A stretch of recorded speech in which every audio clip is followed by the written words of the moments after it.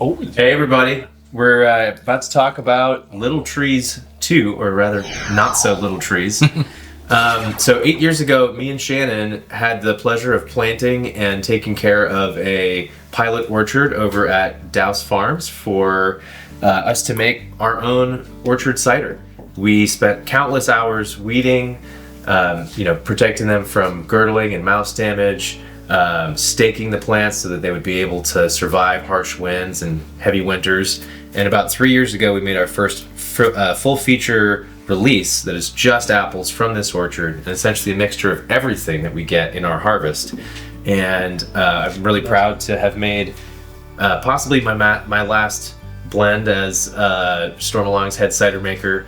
This year, Not So Little Trees shows the maturation of that fruit and sort of not a peak, but a culmination of all the things that I've learned as a cider maker here and things that I've been able to exchange with our new head cider maker. cheers.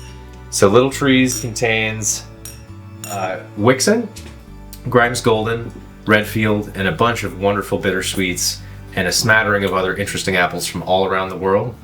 And we ferment it with a fruit-forward white wine yeast. And we also used some specialty nutrients and other techniques to really improve the body. Mm-hmm. And kind of shockingly, even though it was a totally different year and a slightly different treatment, we ended up with a absolutely excellent cider that really feels like a big brother to Little Trees. I really like the acid balance. Yeah, the acid really pops for me. Yeah, it's got really poppy but full flavor. The acid is not the only thing there. It really hits you up front. No. Aromatics are fantastic on this. Like you really get like the Wixen aromatics in there, and the Redfield aromatics. I find like those are two like really iconic ones, and it just like pops right as you swirl it and stuff. It's like as soon as you crack the can, you get like the like. Yeah, like you said, aged honey is a perfect way to put it. It's like the like deep, those deep like honey notes on there. Mm-hmm. It's really, really good. You really feel it in the mouthfeel. Yeah, it's got some palate weight. Mm-hmm. Palate weight. Yep. The texture kind of evolves as you take a sip. I'm really happy with it. This being sort of my final effort here. Great job. Great job. Cheers. Great job. And here's to the things that you're going to make with this orchard's fruit next year and the year after. That's what I do. Yeah. It's better. One thing that I think we haven't touched upon is that not only growing all the fruit in one spot, but also pressing it at that same press. Mm-hmm. A smaller press that's got a little bit less of those modern features means that we're getting really unique microbial community that helps this. It's adding to is part of the terroir that is helping us to make a really unique product. I feel like nothing else we make is quite exactly the same as this, and that a lot comes from the natural yeasts and other critters that live out in the orchard and give this its unique flavor. And if I'm not mistaken, we didn't pasteurize this. No. Yeah, that's right. Yeah, unpasteurized, and I believe that cider really meant to be alive, and this is like the truest estate cider we have. So even having those microbes, and having this whole fruit, it is a place, it is a time, and every year is going to be different. Obviously, each of these apples, have different yields throughout every year. Some years you get better Redfields, and other years is better Wixens, and you just can't really predict it. And so that's the beauty of these Little Tree blends, is that it really is just a Stormalong thing that is unique to every single year. Yeah, and everything that we've done can be tasted in those in that glass. There's a unique sort of I feel like pride and ownership that comes from being involved in growing the fruit, pressing it, fermenting it, bottling it, and I think all of us enjoy that. Yeah, it's really, really rewarding. That's really fun. That's really what it's about.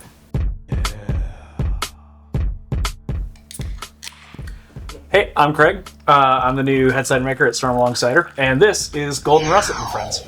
Golden Russet and Friends is a really great blend of traditional cider apples from an orchard in Vermont.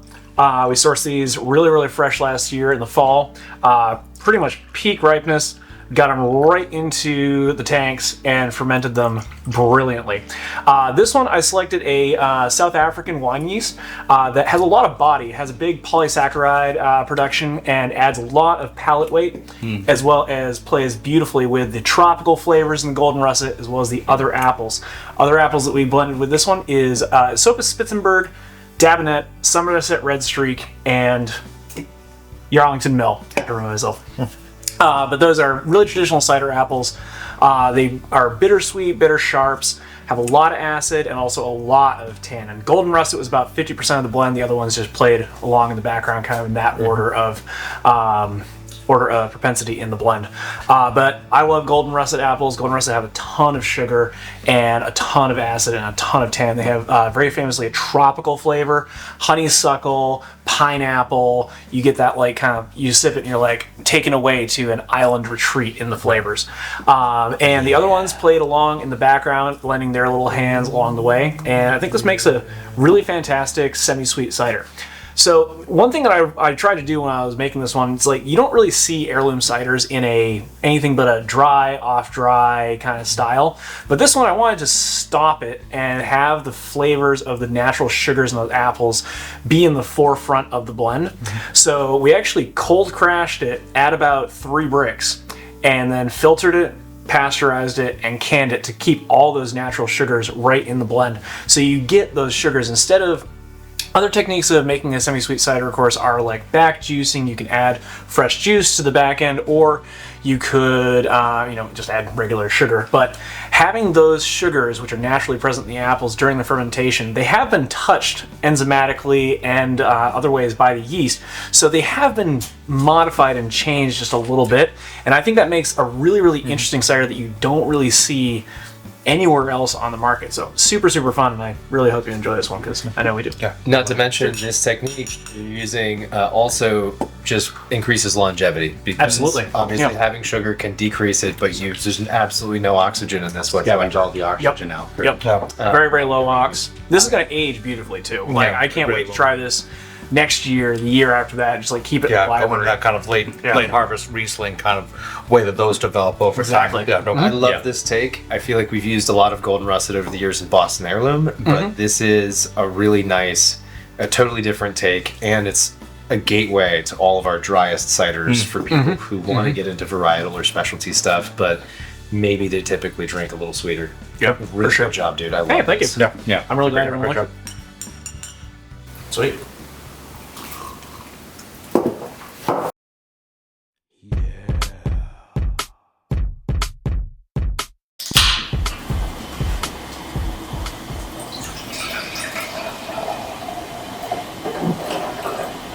Hey everybody, I'm Bright McConnell. I'm the operations manager of Stormalong Cider. I've been with the company for about 7.5 years now, and it's been a wonderful journey in cider making culture.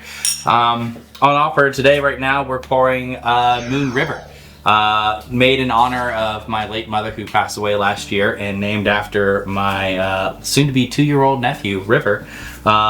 It's kind of been a brainchild project of mine that's been kind of rumbling around in my noggin for a while, and really wanted the opportunity and time and space to like kind of bring it to fruition. It's made with a blend of 50% Sepa Spitzenberg, 25% Red Streak, 25% Dabinet. We selected a Rhone style yeast out of the Côte d'Aron region of France that tends to highlight more of the tannic structure of that Red Streak, and Dabinet cider really brings forward the tannic structure through fermentation. And that was really what I wanted to highlight. I wanted something that was round, that had a good flavor profile, but with the acidity to back it up, which is where that Sepa Spitzenberg comes into play. For the first third of fermentation, we use botonnage, so we rouse the lees and yeast on a daily basis to make sure that it had full contact, helping a lot with the mouth feel of it. Gives it a nice kind of creamy roundness to it. And then once it was fully attenuated, we racked off those lees and aged on French oak for about 1.5 months. That French oak gave it a nice kind of like spiciness to it, and I think it really finishes with some really great stone fruit notes. I get cherry, I get peach, I get a nice like kind of like clove or allspice note from the French oak as well. It's a medium toast, I believe, on the French oak. So it really adds something different. Yep. Yeah, great. Adds a nice layer. And this style cider, the yeast that we used and the way that we treated it going into can, very fastidious about oxygen management. So this is definitely a cider that I too believe will age very well over the course of the next few years. So, I certainly encourage you. It's great to drink right now. Crack open a can and try it fresh. But you know, if you got 2 or 4 or whatever, save a couple, throw them in the back of the fridge, forget them for a little while, and come back to it at a later date and see how it's developed and blossomed over the years. Put them down and Yeah. have to try it later. Hide them under your stairs for 8 years. That's right.